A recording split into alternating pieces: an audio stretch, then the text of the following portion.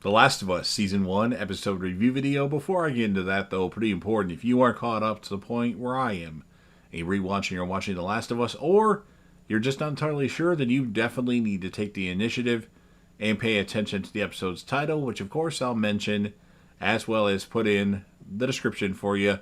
If that happens to be the case and you're not caught up, it would be my recommendation that you don't watch this video any further to avoid any potential spoilers. And I am very new to The Last of Us. I've only watched the 2 episodes that have aired thus far. I never played the game. I just thought the trailer for the show looked really good, and I got really interested in it. And I'm hooked, but I don't know a lot. So if there's stuff that I miss, or there's stuff that I'm a little unsure of, make sure you correct me in the comments section. Smash that like button. Hulk smash that like button. Share the video with anybody you know, or put this video on any one of your social media platforms. And of course, last but certainly not least, don't forget to hit that sub button. You're watching the video anyway. Subscribe to the channel, join the team, and show your damn support.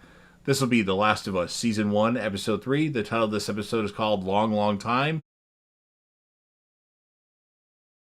And this will be my review, reaction, recap after just finishing watching the episode.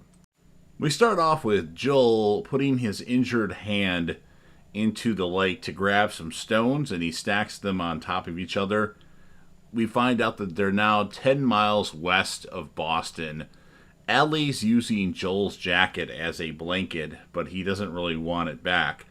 And then Ellie tells Joel not to blame her for something that wasn't her fault regarding Tessa's death. It was their choice to go, as they needed a battery, and then she gives him his jacket back, and he takes it back. Then there's a 5-hour hike. And then Ellie wonders, what happened to Joel's hand? Do you suck at shooting or life in general? That was hilarious.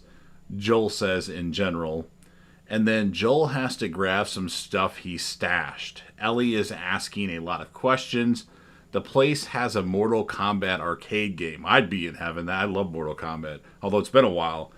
And then Ellie finds a tunnel that she goes down into, and there is a clicker trapped under some rubble, and she actually cuts open the clicker's forehead, and then eventually she stabs it in the head, completely killing it as it was alive. And then Ellie wants to know how all of this started. She doesn't know. She was not told. And Joel says he thinks the cordyceps mutated through flour and sugar. Bread, cereal, and pancake mix all had that in that, and that's what people ate to get it. And she thanks him for telling her. People got killed because dead people can't be infected. So people that they rounded up, if they didn't have a purpose or they didn't have a place for them, they just killed them because the dead can't be affected. And then we go way back to September 30th, 2003. Somebody named Bill is hiding in a secret underground bunker below his house, watching everything happening on monitors, watching people get rounded up by the army of sorts. And then there's some soldiers or whatever authority walking around in his house. And remember, he's in his secret bunker. And they leave, so he goes outside and takes a ride in his truck. And Bill gets a boat and attaches it to his truck, gets a bunch of supplies. He also gets a tractor. He cuts some wood. And then a clicker is coming his way, but he has the woods booby-trapped, and it gets shot. So this guy is definitely a survivalist and is somebody you don't want to fuck with in this apocalypse setting. Then we flash forward 4 years later from this 20 years previous, approximately, and somebody is on his property that fell into a hole, and he says he's not infected. So Bill gets a ladder and puts it down into the hole so he can climb out, and then he has him stop right before he gets out, and he has one of those scanner things that can see if you're affected, and this character is not infected. He's hungry. His name's Frank. Obviously, he knows this isn't an Arby's, Bill says. He doesn't want him to tell anyone he's going to give him food. That's why he doesn't want to take him in. But Bill ends up taking him in, and Frank takes a shower. And it's amazing. So it's been a long time since Frank took a shower, we're led to believe. And Bill leaves some clothes for him. Bill cooks Frank a meal. He tells him everything tastes good when you're starving. And then he gives him some wine as well. And Frank thanks Bill. And then Frank also notices a piano in Bill's place. We find out it's from 1948. It was Bill's mother's. And Frank starts playing the piano. And Frank decides he wants Bill to play, and then he'll leave. So after Bill plays the piano, sings a pretty good song, and then Frank asks him who the girl he's singing about. Who's the girl? And Bill says, there is no girl. And Frank says, I know. And then Frank goes to kiss Bill, and then they start making out. So he tells Bill to take a shower. Bill takes a shower, and then goes in bed with Frank. Now, Bill mentions he's never done this before with a man, but has with a girl a long time ago. At least that's what he says to him. And Frank's going to teach him, but he wants him to know that he's not a whore. And if he does this, he's going to stay a few more days. So Frank, we're led to believe, goes down on Bill. And then we go 3 years later, and Frank and Bill have been staying together. They're a couple. But right now they're having a fight because Frank is Bill's this crazy survivalist that doesn't really want any interactions with people, and Frank's like the nice guy with feelings type. So what Frank does is he wants some paint and some gasoline for the lawnmower, and Bill doesn't want him to get that, and that's what the fight's about. So they compromise, and he lets him do it, and Frank tells Bill he wants to have some friends. He mentions that he's been talking to some people on the radio. So then we have Frank and Bill join Tess and Joel for dinner, and Frank actually invites Tess into their house, which puts Bill on edge, and Joel's still sitting out there with Bill, and Bill's got his gun ready and all that. And Joel tells Bill that he understands why he's acting the way he is. Bill tells Joel that he's a survivalist. We already knew that, but this is confirmation. And then Joel tells Bill his fence will last a year longer tops. And Frank tells Tess he has an idea that they should use codes over the radio in case somebody is listening. Joel says to Bill that sooner raiders will come at night, quiet and armed. And Bill says him and Frank will be fine. Then we go 3 more years later, so we're almost catching up to the timeline, slowly but surely. Joel and Frank are, I'm sorry, that's not Joel and Frank. It should be Bill and Frank are going for a jog, and Bill's having a hard time keeping up with Frank here. And we find out that Frank has made a garden. He tells Bill he traded a gun to Joel and Tess for a packet of seeds, and then they both have a strawberry from the garden, so a strawberry cheers. And then Bill says sorry to Frank that he's getting older than Frank. And Frank says that he likes him getting older. And then Bill tells Frank he was never afraid before Frank showed up. And now it's like, wow, I was just miserable. And now I'm like happy and afraid something might happen to you and whatnot.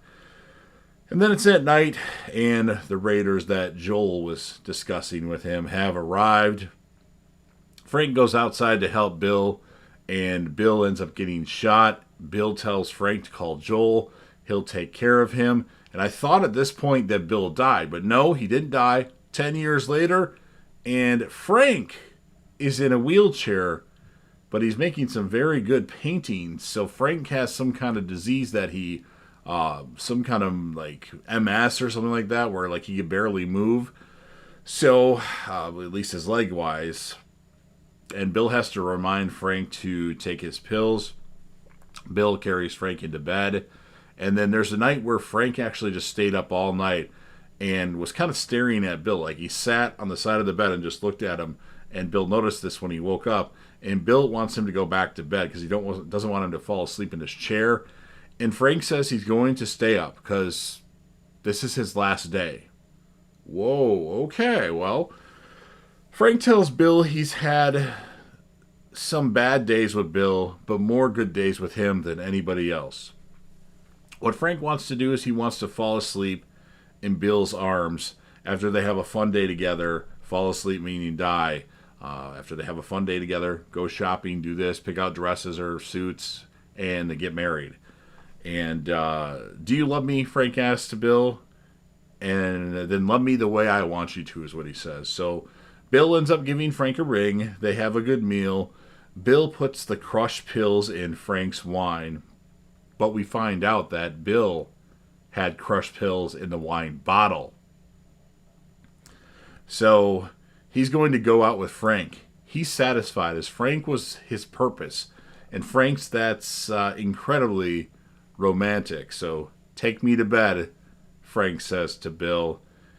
And then we see Joel and Ellie arrive at Frank and Bill's place. Joel knows the code to his fence. And as they're looking around, Ellie finds a note that Bill left for whoever, but probably Joel. And in the note, Bill mentions like something that he doesn't really like Joel, but he respects him. And he used to hate the world, but then Frank came along. And he leaves all of his weapons and equipment to keep you and Tess safe. Well, sorry, there's no more Tess. But you can replace Tess with Ellie, and that's his job. So Joel mentions to Ellie after thinking about things, he's going to go find his brother, who's kind of in a predicament right now, but he has some rules if she wants to come along. You can't bring up Tess. You can't tell people you have been bitten, because otherwise they're just going to kill you and whatnot. So they go into Bill's bunker. What a crazy bunker. He's got guns galore down there. I would stay in the bunker if I were them. Of course, you need to get Ellie to some doctors who could make a vaccine for whatever the hell the virus is. So they stock up on supplies. They both are able to take a shower. Ellie actually takes a gun that was hidden that Joel doesn't know about. And then they get into Bill's truck, which is Ellie's first time in a vehicle. And Ellie puts on a cassette, and then they drive away with the window to the room that presumably Bill and Frank are still dead in.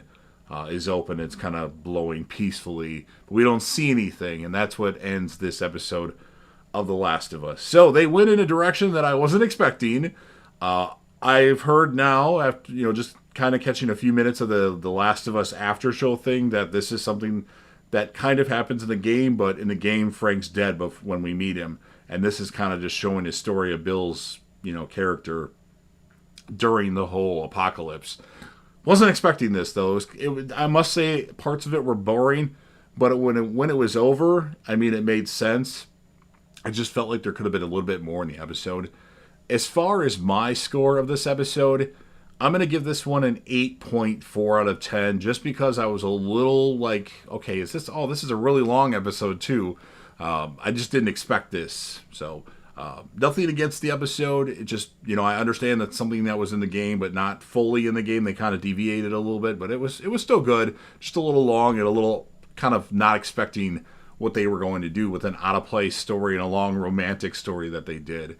And then my character of the episode, I really liked Bill's character. Frank was good too, don't get me wrong. They were both really good, but I liked the fact that Bill was this survivalist that had all these guns and would watch the cameras that he has all over the place, and I liked him. He was pretty good. So you've heard what I have to say. Now, of course, it's your turn. If there's anything I screwed up in this review, since I've never played the game, why don't you correct me down in the comment section? Or if there's stuff that I should have talked about that I didn't, I mean, I can't, jot down everything that they say in the episode. Make sure you leave that in the comment section. Don't forget to Hulk smash that like button if you're a fan of The Last of Us. And if you want to help me out with the YouTube algorithm, share the video with anybody you know. Put this video on any one of your social media platforms. Like I said, sound off in the comment section about what your thoughts. What would you rate this episode, and who would be your character of the episode? And then last but certainly not least, don't forget to hit that sub button. You're watching the video anyway. Subscribe to the channel, join the team, show your damn support, and be a part of something special. And JDev will return.